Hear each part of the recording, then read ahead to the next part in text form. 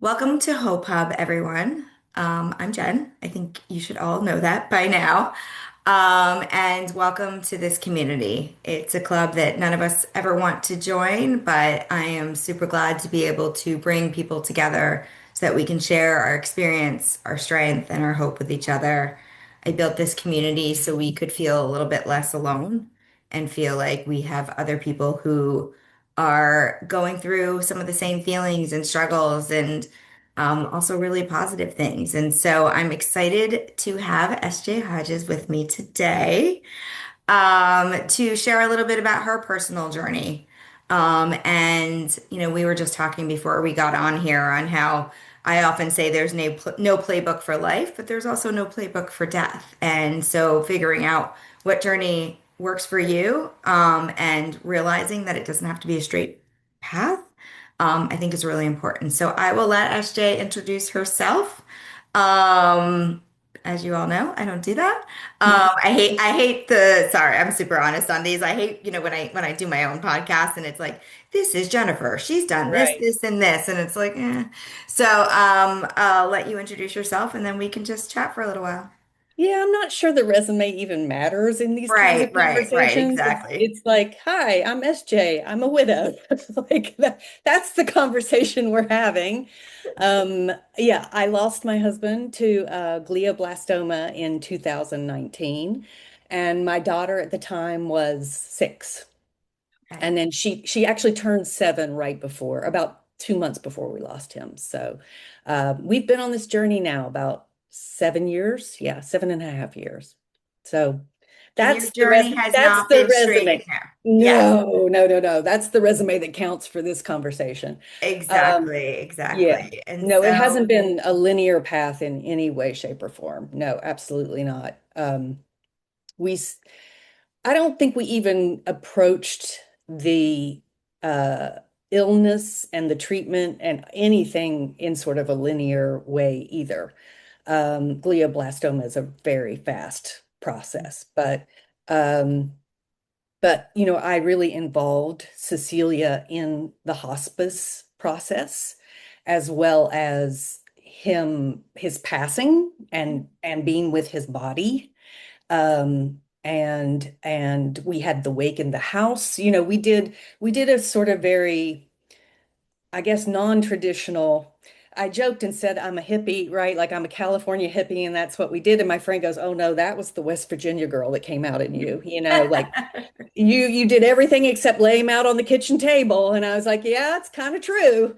Um, so, he had a very crazy, dark sense of humor, and so I try to keep that spirit around the way I speak about him. Mhm. But yeah, we so one of the things that I think happened almost immediately, which speaks to your idea of a playbook, is I think especially mothers get told try to mitigate secondary losses. Like for your kids, like try to keep everything in their structure, in their routines, like try to keep everything else normal because this terrible thing has happened, right? So that was the prevailing wisdom. That's what I kept hearing is keep everything the way it's supposed to be so that the kid has a sense of structure and Right. balance. And that did not work for us at all. Yeah. I have a kid who's very sensitive Hmm. and very aware of what's going on. And for her to have to kind of go back to school and be sitting in the classroom, she was like, what is, what I mean? She's 7 years old and she's like, what is going on here? You're going to make me take a test? My dad is dead. You know what I mean? Right, Like right. This traumatic she, thing just yeah, happened. Like, going back yeah. to normal is not an option. She's like, there is no normal, right? Like she's Right. screaming, there is no normal. But in her way, which is the kid way, which is she starts fighting with her friends. She starts falling asleep on her desk. She starts reverting back to, soiling and things like that. And it was one of those moments where, like, I tried for I would say the first 4 months, I really tried to keep that plan in place. And it was very clear. She was waving a big flag. This is not working for me. Mhm. So at the end of, we got her through the end of that school year. And at the end of that school year, I was like, we've just got to make a huge, huge change. And I'd been having dreams about Hawaii. I kept seeing it while he was sick. I had never been there before, not even on a vacation. Um, and so I just felt like, okay, well, we'll go to Hawaii for the summer. We'll go for like a month and we'll see what that is. And so I literally got us a cottage and I was like, we're not coming out of this cottage until we feel better. Like Mhm. we don't even have to go to the beach if we don't want to. We're just going to sit in this cottage with nobody talking to us. We're just going to be here. And we got coloring books and we did like a coloring book about death. And, we just like sort of, I threw myself into being there for her. Like, Mhm. here I am every minute of every day. Let's talk. What do you need what do you need? Do you need me in your bed with you? Do you need me? What do you need? Right? And And about, I'm sorry to jump in, but yeah, I feel like a lot of moms are afraid to ask those questions of their right. children. They, kind of maintain that sense of, like you said, structure or even control. And, their kids, and sometimes the kids don't have language to explain it, depending on how old they are. But Yes, they absolutely. definitely can't express it if no one's asking them. And so they sit there and they fester in it. And so what a beautiful thing for you to know that you needed to ask her what she needed. Yeah. Yeah. I think it's interesting. I get contacted a lot by, I call them adult children of dead parents, right? Like instead of adult children of Of alcoholics, like alcoholics, yeah. it's adult children of dead parents. I get a lot of responses from people who watch us are often the kid whose mother wasn't me, right? Hmm. I'm And not surprised. yeah, and they reach out and they say, I wish my mom had let me see her fall apart. Mm. I Yeah. wish my mom had not tried to be strong through the whole thing, Hmm. right? Like I wish she would have shown me that it was okay to not be okay. Okay. Right. And um I think I think that's just kind of what I tried to do with Cecilia is just be as honest with her about where I was too, and still have her feel like mom's got it, right? Like mom's Right. still paying the bills and getting us groceries and we're still eating. It might be McDonald's, but we're Right. eating. Right. Those things were still in place. But we did that. We took a month and really just kind of disconnected from the entire world. And about 3 weeks into it, she looked at me and she goes, aren't you going to go take a walk or something? She's like, we've had a lot of alone Yeah. time together, Yeah, well, Mom. I'm good. You can go take a walk. And I was I like, love that coming from okay, a okay. 7-year-old. Right, right. Aren't you going to take a walk or something? And I was like, oh, okay. She's starting to not, she can have a little space from me now, right? Then we tried going back to school, and that was really difficult because the attachment, it was almost, do you remember like when they're like 2 or 3 where they won't let go of you? Mhm. It was almost reverting back to that, where she had to have me in her sight all the time. Mhm. Um, so it was like, learning how to navigate drop-offs, right, at school. Like I'd have to be there for the first half hour, and then I would have to come back, earlier in the afternoon or whatever. And it was, I'll just be quite honest, it was, I was angry about it. You Yeah. know what I mean? Because I needed those hours, right? Like Right. I Right. needed those hours when somebody else was taking care of the logistics. Mhm. So I could totally fall apart, right? Like I could completely and totally fall apart. And when I wouldn't get those hours, boy, I would get really tense, super Mhm. tense. But yeah, we just started to, and we moved to Hawaii after that month. And again started trying to go back to school, and then COVID hit. So we had just kind of gotten her into a school rhythm again, and then they're on TV yelling, "The old people are dying," right? And she's like, "Mom's Oh old." God. Oh God. Oh Right? God. Yeah. So like she was terrified for me to go outside. Again, all of this was me kind of trying to actually be led by her instead of me trying to tell her how to respond to things, me following her instincts because she's a kid, she's unfiltered, she's experiencing grief for the very first time without anything put upon it. Right. Right. And that to me is like, God, what a blessing I have to learn that lesson again, because all the stuff that got put on it for me from growing up in West Virginia and being in a very religious home and having all these belief structures, uh, you know, really the only thing was mattered is what am I feeling right now? What do I need? What am I feeling right now? What do I need to express? And she was right there all the time, right? Which, Yeah. regardless of trauma or death or grief or anything, is something that we can all learn from our children. Yeah. And she would Um, say the most amazing things like she was very attuned to his spirit is how I would describe it. She would be I would be driving and we'd be in the back of the car and she'd say, "Oh, Mama, Daddy's hair is the sand and his breath is the wind." And like, and this is a 7-year-old, and I'm like, I have to pull over, right? Like, I gotta pull over and like weep, right? what? Yeah, like where is this coming from? She's the Buddha.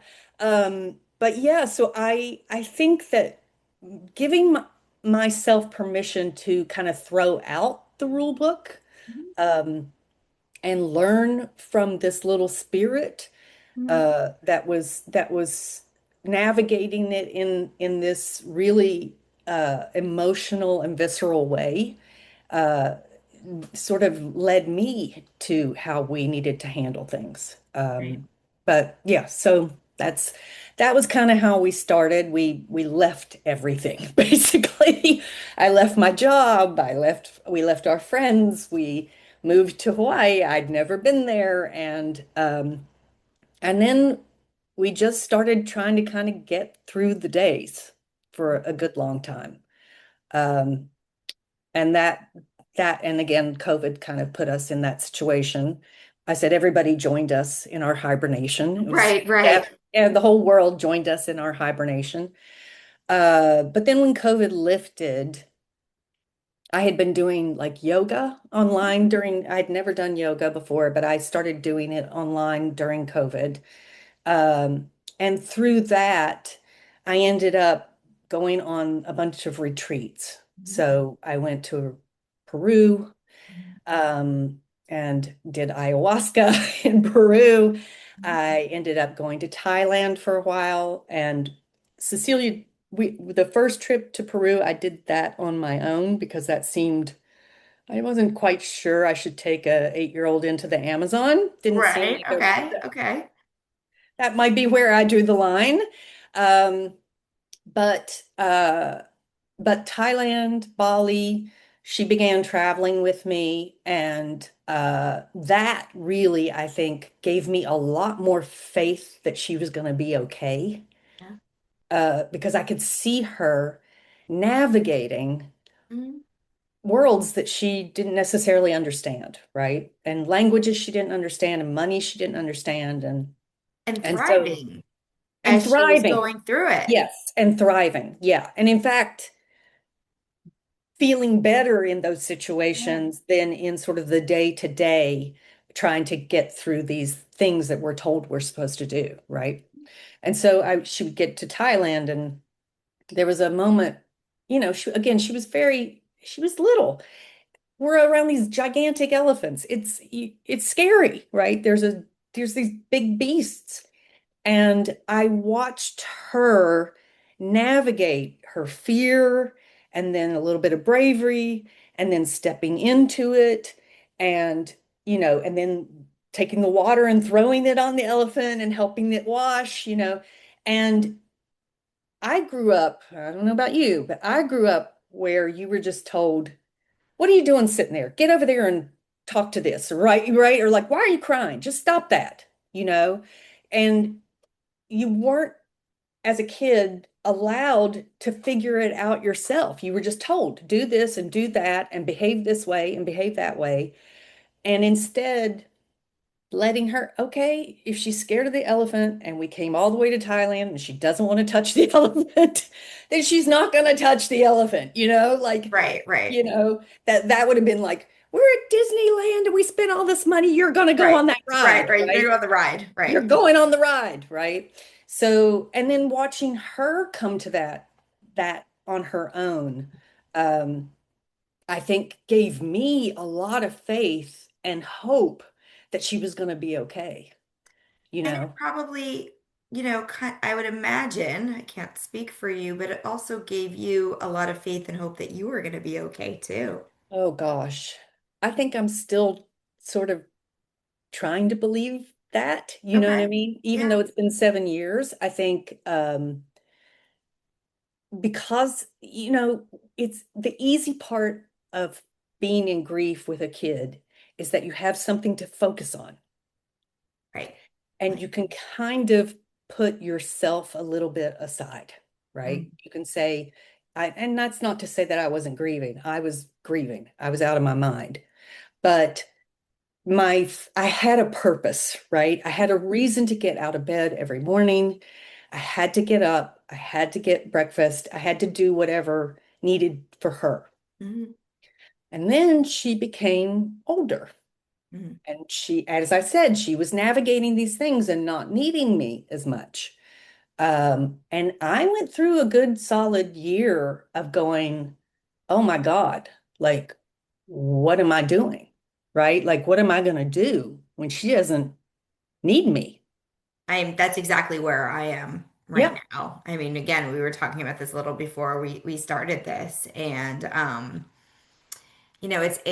it's funny. There's there's so many differences in our stories as there are with everybody, but there are a lot of similarities too. And um, when so my husband died in a foreign country, we were on Mm. vacation.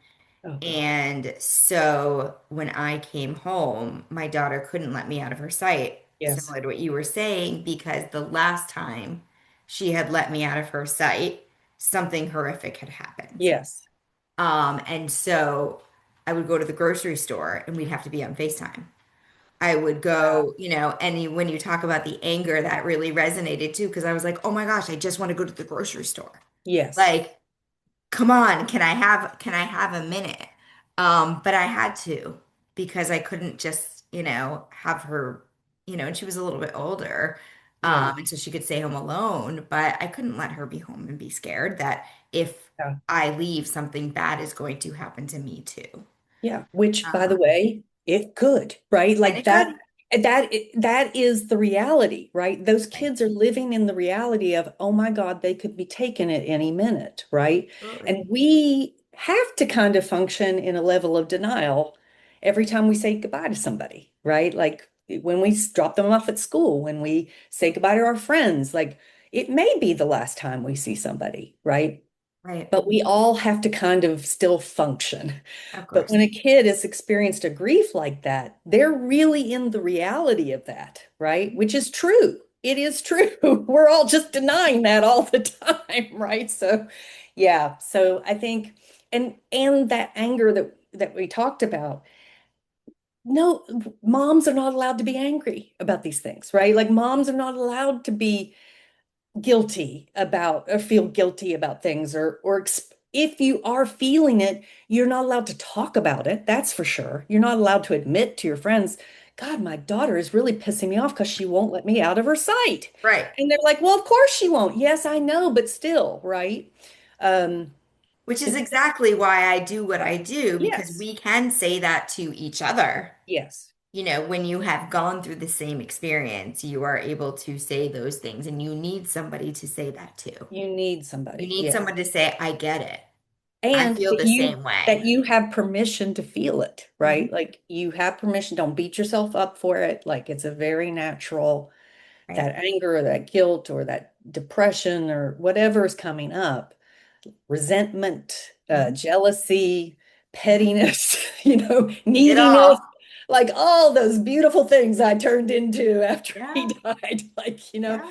they come up, and trying to stamp them down or hide them just makes it worse. Yeah, makes it worse. But Absolutely. yeah. So what happened after all of your journeys? Thailand and Bali. Well, I started writing again. So I'm a writer, and I had been a writer for about 15 years or so, in television and books and film and plays. But when he died, I couldn't write. I could not. I'll tell you, there were two big things that kind of really went away for me personally. The blank page was just impossible, right? Like I would look at a journal and just be like, what do you want me to write here? You know, Right. those are the like inspirational journals. Those I just threw across the wall. Uh, you know, but the other thing that happened is I couldn't keep story in my head, which is my job, Mm-hmm. right? My job is to be able to see a story from beginning to end through 12 episodes, Right. right? Right. So to be able to have long-term thought, to be able to see a big picture was impossible. I could only see, like I could barely run the dishwasher. I said Right. I Right. used to run television shows. I can barely run the dishwasher now. Right. And so that I just had to take a complete break from writing. And that had been my whole identity. I was a writer.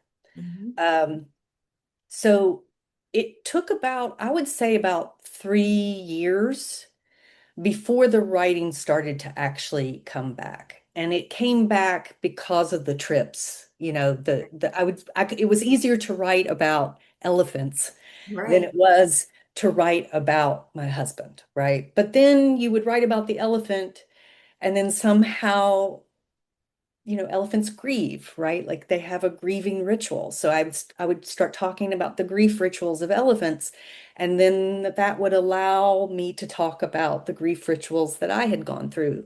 Um, and so the writing came back because of the travels, and that one became a book. And then I started sharing it online instead first. I was just putting it out, right? Like just not editing it, not having anybody give me notes, just putting it out. And people were really responding to it. Yeah. Um, Because yeah. we're all seeking other people experiencing what we are. Yeah, I think I wasn't filtering it, like I was being a mess, right? Yeah. Like I was being the mess that I was on the page. And I think people appreciated the fact that it hadn't been like sanitized, Mhm. right? Like it was raw. Mhm. And like I said, a lot of adult children started to reach out and started following us. Um, and then that turned into a website Mhm. where I was just, okay, let's just start posting these things in a place, right? Instead of Mhm. on my Facebook, Right. right? So I started a website, and then people would come there, and then there were about 20,000 people a month that were starting to come and read. And then I was like, well, and then a lot of widows are not in their 40s, right? A lot of widows are older, and they would call me and say, can I have a book? I don't like to read this stuff online. Can you send me a book? Can you Funny. just print it out for me?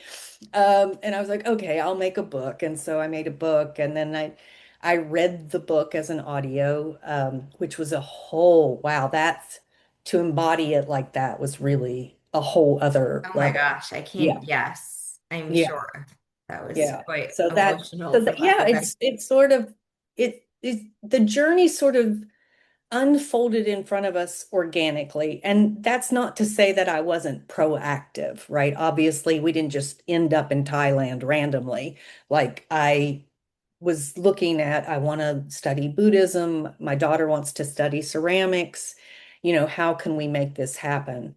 And by the way, I understand when I talk about this, there are widows out there going, well, how the hell do you pay for this shit? You know what I mean? Like I've got a mortgage and I've got all these things. And we were very, very, very blessed. My husband was a Boy Scout, an Eagle Scout, and he prepared. He Yeah. prepared for all this Yeah. when we got married. Yeah. And so we had structures, we had a lot of structures in place that I didn't have to worry about healthcare bills and paying the rent and all those things.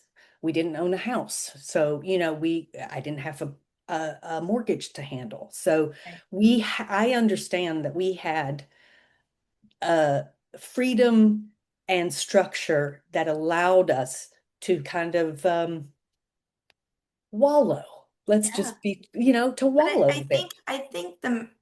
the message though isn't, I mean, yes, it's if you have the resources, go to Thailand or Bali. But I don't think Yeah, that you have to do things that extreme right. to be able to create your path to healing. I Yeah, think that there are other non-traditional ways that are, you can accept into your life, and especially with your children, that aren't the proper paths of right, grieving. And, it might not be, again, Thailand, Bali, Hawaii, right. but it could be looking what you have within your means and within your community and within, and figuring out, still really listening. I really love that, listening to what your children need and really allowing them to dictate the direction that you're going. Yeah. Because we are told exactly what you said in the beginning. Keep the structure, keep everything the way that it was. And that might work for, For and it, some prob- kids, yeah, it really does work for a yeah. lot of kids. Yeah, I would imagine, look, I imagine that there are kids that is very reassuring and Mhm, helpful. mhm. That was not Safe. my, yeah, safe. It made them feel safe. That was not my kid. Hmm. And I had to, a friend of mine says all the time, you don't raise the kid in your head, you raise the kid you have, right? Like the kid in front of you is who you're raising, right? Not the kid that you thought you were raising. Hmm. And I think, uh she was so clear. It was very clear she was an artist because she was painting all the time. And so it was clear that she needed support in Hmm. that. And that was going to be the expression of how she was going to move through this in her own way. But also, I'm an artist as a writer, and she's an artist as a visual artist. And so, well, what life do we want? You Hmm. know, we have it's, and I know it is absolutely and totally impossible when you are in the first 2 or 3 years of this to be able to reframe the loss as an opportunity to Hmm. start over, Hmm. right? I would not have been able to say, ev that would never have come out of my mouth within the first 3 years, right? Now, 7 years into it, Yeah. maybe I can say this is an opportunity. I have an opportunity to start over and build what I want to build. Right. And what do I want to build? Like what actually feels right now? And that, again, that comes into Cece getting older and me having more space and having to now turn the focus onto myself and go, okay, Hmm. Susan, what are we doing? Like what's happening here? Because guess what? In a few years, she's actually going to be gone. She's going to be off on her journey, right? Hmm. And what are you going to do for your own purpose? What are you here for? How are you in service to other people? Right. Um, and that I think that's a question that is fueling whatever is coming next. Yeah. I spoke to somebody just yesterday whose mom became a widow at 40, and Mm, she went and got her social worker degree and then went on to open the first bereavement center in the state of New York. Wow. And in her 70s was when 9/11 happened, and she became one of the top resources for widows, Mm, whose husbands had. And anyway, she has this very storied, you know, evolution of yeah. herself. And she's 94 years old now, by the way, and still working in this space. But what brought me to this, and I actually just leaned over to grab I mean, talk about writing on the back of the envelope. Like, I literally do stuff like that. Yeah. But she said, I was reading something of hers or watching something that she was on, and she said, there are no bad experiences, just the ones you don't learn from. Mm, yeah. And I think you're right. To somebody who's in early grief, you want to punch somebody in the face that Oh says yeah. Yeah. that. And you Literally, you just as want to be, well, yeah, yes, as well you should. You should yes, absolutely yes, kick them, yes, or run yes, away. Like, yes, yeah, like if somebody had exactly, said any of that to me the first couple of years, I would have been like, absolutely not. exactly. Yeah. But it's inspirational and it's hopeful. It gives me hope, and I hope it gives other people hope to know that there are opportunities to learn and grow from this horrific tragedy that Yeah. happened in your life. Well, and I was talking to you about the title of like his end is not your ending, because it really did feel to me that life had ended. Hmm. It Oh my gosh. my life was obliterated, Hmm. like all the future was gone. And all I could see, and oh God, the people that would come up and still say, "Oh, but you're young. You'll love again," that kind of stuff. What? You know what I mean? Like, yes, Oh, I'm we young. could do a whole Yeah, episode series on the yeah. stupid things people say to you. But like that wasn't a comfort to me. The thought that I had 40 years in front of me, 40 or 50 years in front of me without Without him. him. Are you kidding me? That's supposed to comfort me, Mm. right? Like that, all I can see is every single hour that he's not there. That's all I can see. And And I'm the barely making it minute to minute at this point, and right? the idea of reinventing yourself or finding Oh your identity, God. who wants to do that? No Yeah. one. Yeah. It's No heavy, one. it's heavy lifting, you No know? one. It's Yeah. hard. It's hard. Yeah.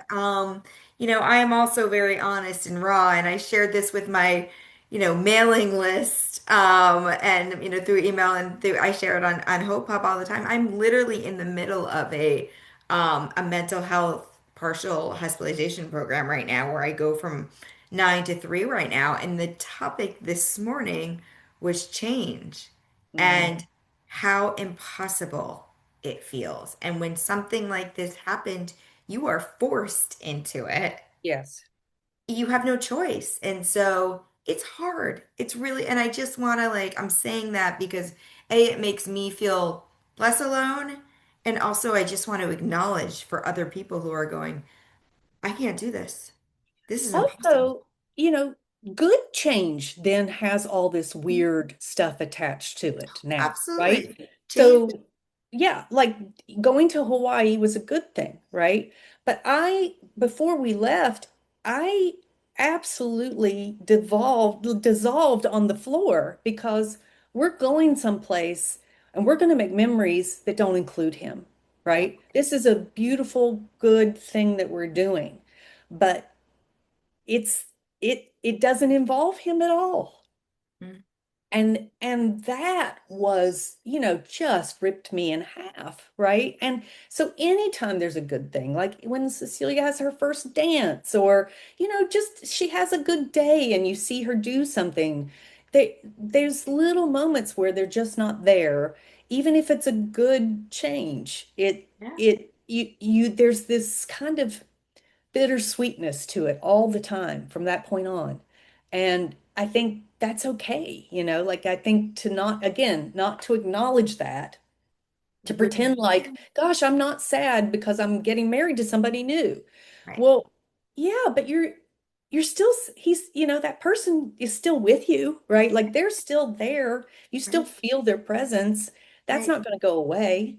Or my daughter's graduating. I should be so proud of her and Right, so right. thrilled. And yet there's that Yeah, part of you that's, I wish he should be here to see he that. should be here. Yeah, he should be You're here. This was 100%. this was not how it was supposed to be, right? That is the sentence that comes up all the time. Oh, This it's was not.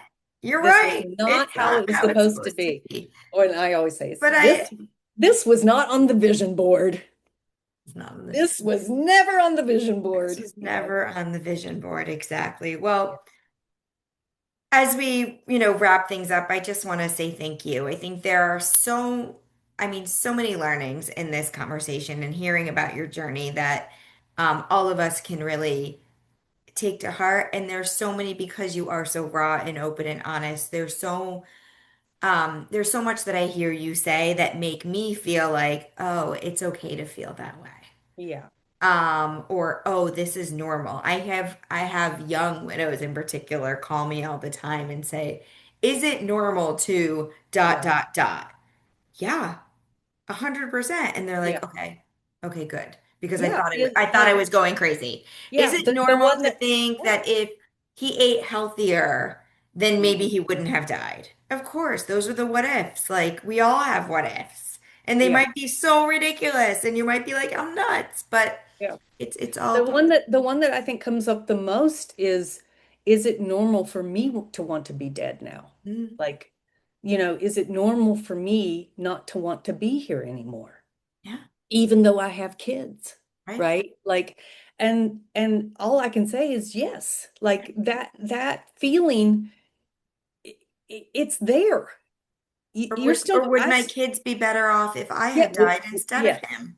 Yeah, all those things, right? Like those really, really dark thoughts, Yeah, right? they are dark, but That is what we don't talk about as okay, openly, and if we listen to them, they're actually kind of the guides that get us out of it, yeah, right? Yeah. that's a beautiful way to think about it. So, what's next for you? Oh What's my Lord. Well, I still have Uneven Ground is still on. The website is up and I'm writing book two and I put it out so people can just the way I did with book one. It's I like you love can that. read it as it's being created. And sometimes there's spelling errors because I don't care, you know what I mean? I'm Yeah. literally just putting it out. And then this weird thing has happened that I'm writing a play again and working on in theater again, which is something I had done in my 20s. Hmm. And so it's like I've kind of gone back in Hmm. time a little bit to revisit the world that I was working in even before I met Clayton. Right. And so doing a play in LA here called Already Here. And then we're going to take it to Scotland in August. So Yeah. yeah, but if you had told me, again, if you had told me 10 years ago, Susan, you're going to be on stage, talking about your dead husband, right? Like in Scotland. Like, what? You know what I mean? Again, never on the vision board, never. So there is this kind of amazing thing of like, wow, I'm living a life I never even pictured. Yeah, Well, it's why my company is called It's Lifey. It's yeah, based on the phrase life gets lifey. yeah, And no one's life is linear. We all go through changes. Some are more traumatic than others, but still, life is not linear. And it's how you approach those twists and turns and how who you build your community with and who you can learn and who becomes your mentors and your guides. And in your case, your daughter became your yeah, guide and and so unexpected people enter your life yeah, or unexpected people become the guides. Like you never thought your 7-year-old would end up, guiding you through this, grief journey. I mean, that's not something that one thinks. And so, I think that again, I go back to the original saying there's no playbook for this. No yeah, one, no one expects this to happen. And so I encourage people to not put so much pressure on themselves to follow the rules or follow what they believe is the right thing to do because the I don't, right thing who, could what, be completely wrong. I also, where are the rules? Where did Yeah, some, did, right, right. is there a But book there, out but there? there Yeah. are, unfortunately, we do Yeah. live in society that tends to Yeah. determine the rules for us and whether they're right, wrong, you do get kind of feedback from people in our culture and, that there you should do this, this, and Yes. Yeah. this. Yeah. Yeah. Yeah. And so, and again, sometimes that I'm not saying it's not a bad thing. Sometimes that works. Sometimes you need rules and guidelines because you don't know what else to do. Yes. But if Yeah. you have to, it's like coloring outside the lines. Yeah. I encourage, and you have taught us that coloring outside the lines is okay. Um, And it may like reveal something that turns out to be a real gift. yeah. Yeah. So I'd like to end on that because I think that is no, it's a really beautiful thing that I've heard so many incredible stories of um of widows and how they, their opportunities that have been uncovered or, I think about, you know, where they are in their lives now. And there was a woman, one last story. I did a group once and there was a woman, her name was Tina Walsh, and she was widowed very young and she started the group. And they were fairly new widows. And she said, grief is beautiful. And I Mm, was like, mm-mm, yeah. nope, not here. But then she carried on just like you've done to Yeah. explain what she meant. Yeah. And it can be beautiful in mysterious ways. And You know what? so It yeah, has to be, or else we would we would be hopeless. it would be hopeless. We would be Hope is hopeless. important. Yeah. Hope is And important. and if we can't see the beauty in these moments, if we can't make meaning out of them, if we can't transmute them into something sort of miraculous, then yeah, it will be a hopeless situation. And by the way, that's how it felt for quite a while, right? So as this community of women who have experienced loss of a partner or spouse, I want to end by encouraging you to give each other hope.